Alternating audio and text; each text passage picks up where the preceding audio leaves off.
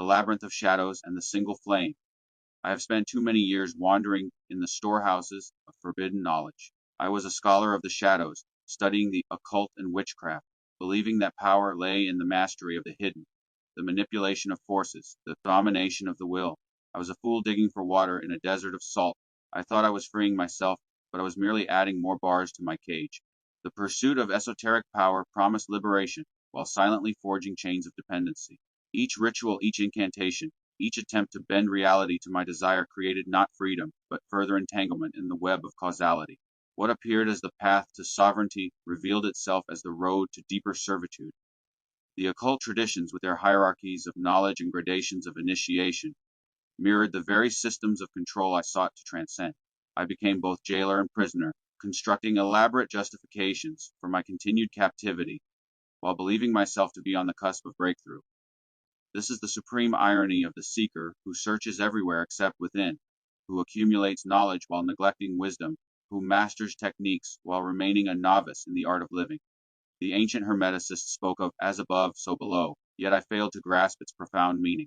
I interpreted it as a manual for manipulation, that by understanding celestial mechanics, I could control terrestrial outcomes.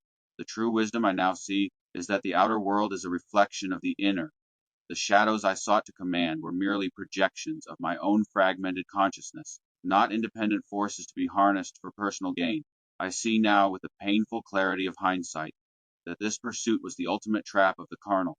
The occult is not an escape from the material world, it is a deepening of it. It is the belief that by manipulating the physical and the psychic, the shadows on the wall, as Plato would call them, one can achieve liberation. It is the error of the prisoner who tries to organize the darkness rather than turning around to face the sun. Plato's allegory of the cave illuminates the fundamental error of my path.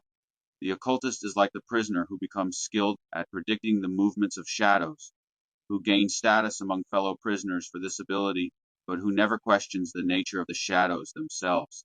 The material world and its psychic extensions, desires, fears, ambitions, are not ultimate realities but projections of a higher order.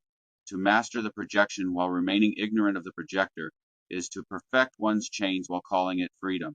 The carnal is not merely the physical body, but the entire mode of perception that takes the phenomenal world, its primary and self-interest, as the organizing principle of action. The occult, despite its claims to transcendence, operates entirely within this carnal framework. It seeks to manipulate rather than understand, to control rather than commune. It mistakes complexity for depth and obscurity for profundity.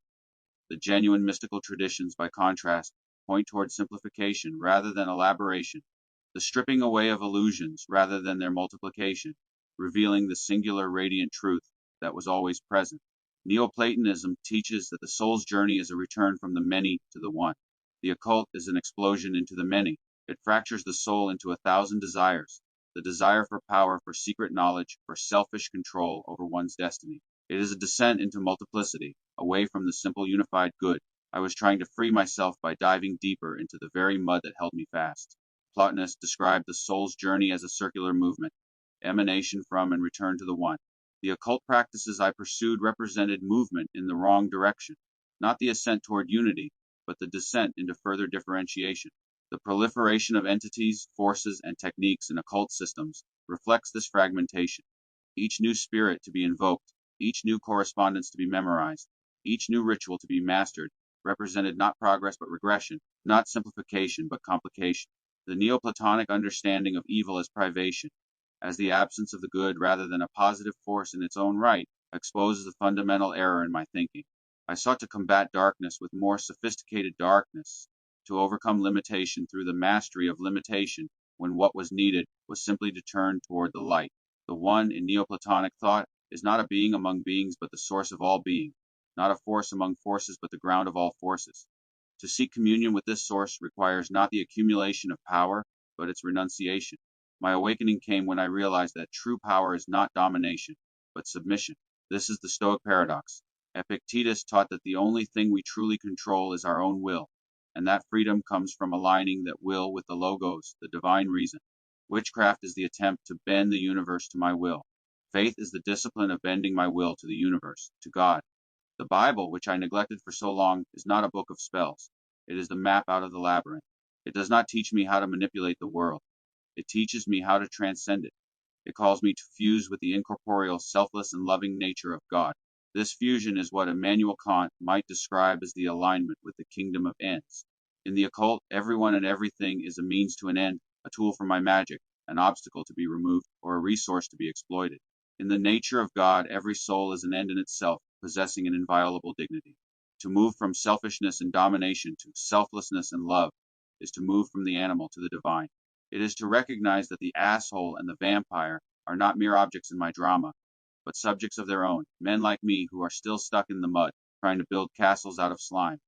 I wasted time studying the darkness when I should have been strengthening my eyes to bear the light. But perhaps in the economy of God, even this error was necessary. Perhaps I had to exhaust the darkness to realize it had no bottom. I had to eat the husks in the pig pen to remember the bread in my father's house. Now I turn my back on the shadows. I stop trying to be a magician and start trying to be a son. I trade the complex, exhausting rituals of control for the simple, terrifying act of trust.